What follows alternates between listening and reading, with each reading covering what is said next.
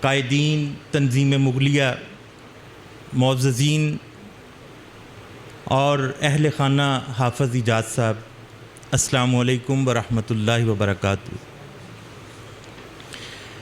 بچھڑا کچھ اس ادا سے کہ رت ہی بدل گئی، بچھڑا کچھ اس ادا سے کہ رت ہی بدل گئی، ایک شخص سارے شہر کو ویران کر گیا۔ محترم، آج کی یہ محفل جو ہے یقینی طور پر ہم یہاں پہ اکٹھے ہوئے ہیں حافظ ایجاز احمد صاحب کی خدمات کو سراہنے کے لیے، ان کے لیے دعا کے لیے۔ مجھے رات ان کے بیٹے علی کا فون آیا کہ انکل، چونکہ آپ ایک عرصہ دراز سے ابو کے ساتھ آپ کا وقت گزرا ہے، اس طرح کل گجرانوالہ پروگرام ہے تو آپ نے آنا ہے۔ تو میں نے کہا انشاءاللہ بیٹا ضرور میں آؤں گا۔ حافظ ایجاز صاحب محترم کی میرے ساتھ 28 سال کی رفاقت، چائنا میں ہم دونوں اکٹھے جو ہے بزنس کرتے رہے۔ حافظ صاحب، میں حافظ صاحب کا پارٹنر رہا، میں یہ نہیں کہوں گا کہ حافظ صاحب میرے پارٹنر، میں ان کے ساتھ کام کرتا رہا۔ بیسیکلی میں کاموں کی سے بلانگ کرتا ہوں، میں ڈاکٹر ہوں، ڈینٹل سرجن ہوں، کاموں کی میں پریکٹس کرتا تھا۔ 1997 میں 1997 میں میری حافظ صاحب سے پہلی ملاقات اسلام آباد ایئرپورٹ پر ہوئی۔ میں فجر کی نماز ادا کر رہا تھا، میں تھوڑا سا لیٹ تھا، جماعت ہو چکی تھی، میں نماز فجر ادا کر رہا تھا تو مجھے ایسا محسوس ہوا کہ جیسے میرے پیچھے کوئی کھڑا ہے۔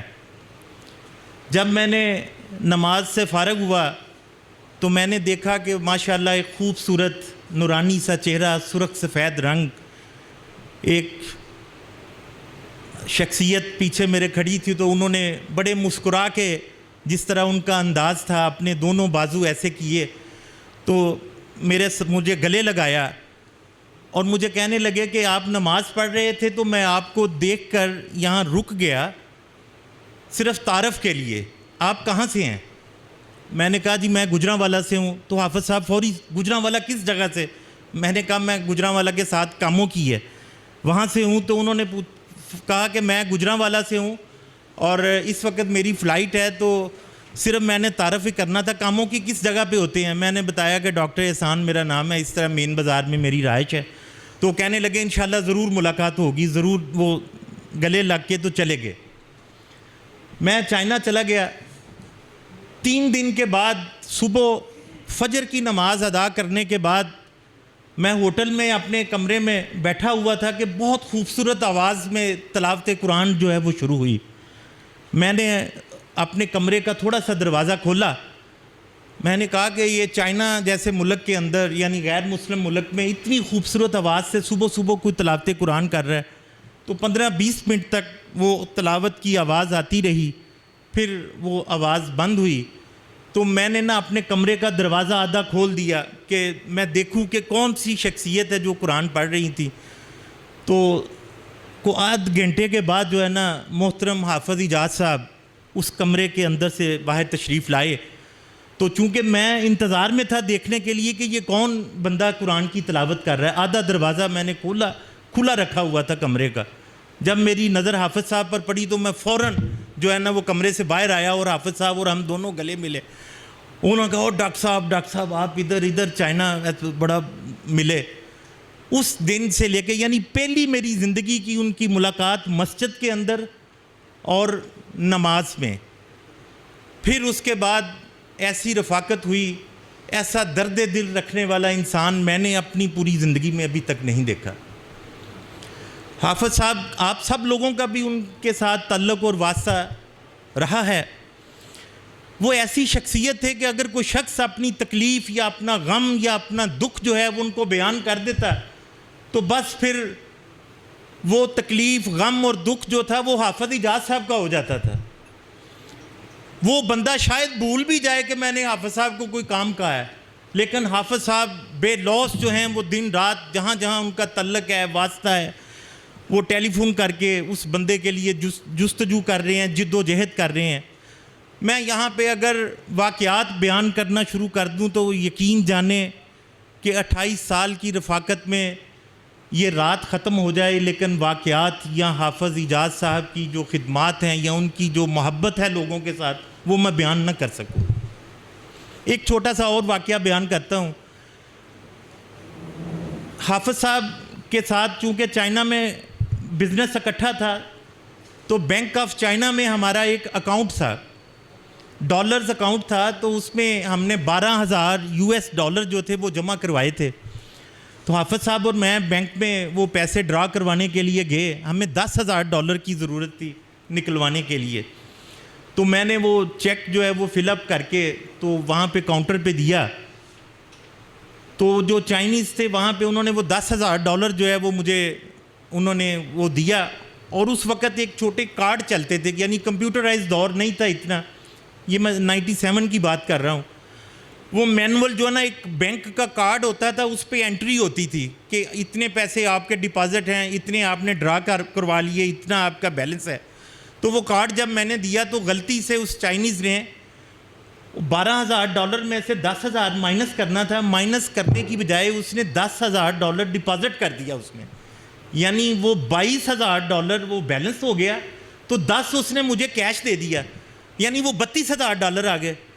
تو چائنیز مجھے بھی اتنی نہیں آتی تھی، انگلش آتی تھی، میں انگلش میں اسے بتاؤں اسے سمجھ نہ آئے، میں بڑا اسے کیلکولیٹر پہ بتاؤں نہ سمجھ لگے۔ حافظ صاحب تھوڑا سا پیچھے کھڑے تھے، جب وہاں مجھے 5-7 منٹ کاؤنٹر پہ لگ گئے تو حافظ صاحب فوری طور پہ میرے پاس آئے اور کہنے لگے کہ کیا ہوا ہے۔ میں نے حافظ صاحب کو بتایا اپنی لینگویج میں، پنجابی میں میں نے بات کی، میں کہ حافظ صاحب یہ $12,000 سی 10 ایسی لے لیا ہے، انہوں نے 10 جمع کر لیا، وہ 22 ہو گیا، 10 ایسی لے لیا $32,000۔ بس یہ بات میں نے بڑی کوشش کی ان چائنیز کو سمجھانے کی، حافظ صاحب نے جتنی چائنیز انہیں آتی تھی انہوں نے بھی ان کو سمجھایا، لیکن وہ سمجھ نہ پائے۔ وہ ہمیں کہیں کہ آپ جائیں یہاں سے، چونکہ لینگویج پرابلم تھا۔ تو حافظ صاحب کی جان پہ بن گئی، ایسی ایماندار شخصیت، ایسی نفیس شخصیت۔ تو مجھے کہنے لگے ڈاکٹر صاحب ہم نے اس وقت تک بینک سے باہر نہیں جانا جب تک یہ مسئلہ حل نہ ہو۔ یہ دیکھو یار یہ بڑا غلط ہے، یہ بڑا۔ وہ مینیجر کے کمرے میں ہم چلے گئے، اسے بھی اتفاق سے جو ہے نا وہ انگریزی نہیں آتی تھی۔ میں نے پھر نا وہاں سے کاغذ پینسل لیا اور اس پہ وہ سارا لکھا۔ مینیجر کو میں سٹیپ بائی سٹیپ جتنی چائنیز آتی تھی اس میں اسے سمجھایا کہ یہ ہمارا ٹوٹل ہے، اس میں ہم نے یہ لیے۔ میں نے وہ ڈالر نکال کے باہر ٹیبل پہ رکھے، پھر میں نے کہا کہ یہ آپ کے بندے نے ڈپازٹ کر دیے ہیں، سارا میں نے اسے سمجھایا۔ اس چائنیز کو سمجھ آ گئی کاغذ پہ لکھ کے سمجھانے سے۔ وہ اٹھ کے کھڑا ہو گیا، اس نے حافظ اجاز صاحب کو اور مجھے گلے لگا لیا اور ہمیں چومنا شروع کر دیا۔ حافظ صاحب کی جان میں جان آئی، یقین کریں۔ مجھے کہنے لگے ڈاکٹر صاحب آج رات صحیح نیند آنی جب میں بڑا پریشان تھا کہ ایسی جرا نا ایک پیسہ بھی جرا نا غلط اتوں نہیں لے کے جانا۔ تے اے جرا نا جب ہم لوگ واپس ہوٹل میں آ گئے تو وہاں پہ جو پاکستانی بہت سارے ساتھی تھے کاروباری گجرانوالہ کے، لاہور کے، ان کو یہ واقعہ جب سنایا تو بہت سارے لوگ کئی بیچ میں کہنے لگے وہ چھڈو جی حافظ صاحب وہ $32,000 تہاڈا بندا پیا سی آنا۔ حافظ اجاز صاحب کے الفاظ مجھے آج بھی یاد ہیں اور میں اپنے بچوں کو بھی وہ کہتا ہوں، سوسائٹی میں اپنے دوست احباب سے بھی ذکر کرتا ہوں۔ حافظ اجاز صاحب نے کہا کہ اگر یہی کام کرنا تھا تو اتنی دور سے پاکستان سے اتنی مشقت کر کے محنت کر کے یہاں پہ آ کے کاروبار کر کے تو یہ ہمیں کیا ضرورت تھی؟ یہ رزق حلال کے لیے تو ہم اتنی دور آئے ہیں، تو اگر یہی ہیرا پھیری کرنی تھی تو یہ پھر کیا ضرورت تھی اتنی تردد کرنے کی؟ اللہ تعالیٰ انہیں غریق رحمت کرے، انتہائی نفیس شخصیت تھے۔ اور یہ پھر اللہ تعالیٰ کا نظام ہے کائنات کے رب کا کہ اس دنیا میں جو آتا ہے اس نے پھر واپس بھی جانا ہے، یہ اللہ کا فیصلہ ہے، قرآن کا فیصلہ ہے۔ اور بحیثیت مسلمان جو ہیں ہم اس فیصلے پر سر تسلیم خم کرتے ہیں۔ اللہ تعالیٰ حافظ صاحب کو جنت الفردوس میں اعلیٰ مقام عطا فرمائے، اور ان کی اصل چیز جو ہے جو انہوں نے اپنی زندگی میں جو اچھے کام کیے ہیں وہ ہمارے لیے مشعل راہ ہیں۔ اب یہ ہم پہ فرض ہے کہ ہم وہ اچھے کام جو ہیں ان کو اپنائیں، اپنی زندگی کے اندر پریکٹیکل طور پر لے کے آئیں، جہاں پہ ہم ان کے اخلاق کی بات کرتے ہیں، ان کی مہمان نوازی کی بات کرتے ہیں، کاروبار میں ان کی ایمانداری کی بات کرتے ہیں، یا دوسروں کا درد جو ہے جو ان کے سینے میں ہوتا ہے، یہ سب تعریفیں جو ہم کر رہے ہیں۔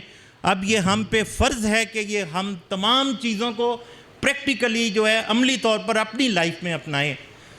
اور پھر اس طرح کی شخصیات جو ہیں وہ صدیوں بعد پیدا ہوتی ہیں. مائیں ایسے سپوت تو کبھی کبھار پیدا کیا کرتی ہیں. حافظ اجاز صاحب جیسی شخصیت جو ہیں ان پہ سوسائٹیز کو, معاشروں کو فخر اور ناز ہوتا ہے. یقین جانیں میرے پاس الفاظ نہیں ہیں کہ میں کس طرح اپنے بھائی کی ساتھ گزرا وقت بیان کر سکوں. نفرتوں کی زمین پہ رہ کے محبتوں کے میں خواب دیکھوں, نفرتوں کی زمین پہ رہ کے محبتوں کے میں خواب دیکھوں, عجیب خواہش کہ میں چاہتا ہوں بیچ صحرا گلاب دیکھوں. حق گوئی ہو جس کا شیوا, ضمیر جس کا نہ بکنے پائے, میں زندہ لاشوں کے جم گٹے میں کوئی تو ایسا شباب دیکھوں. اور وہ شباب حافظ اجاز صاحب کی شکل میں ہمارے پاس موجود تھے, اب اللہ کے پاس چلے گئے ہیں. اللہ تعالیٰ ان کی منزلیں آسان فرمائے. بہت شکریہ.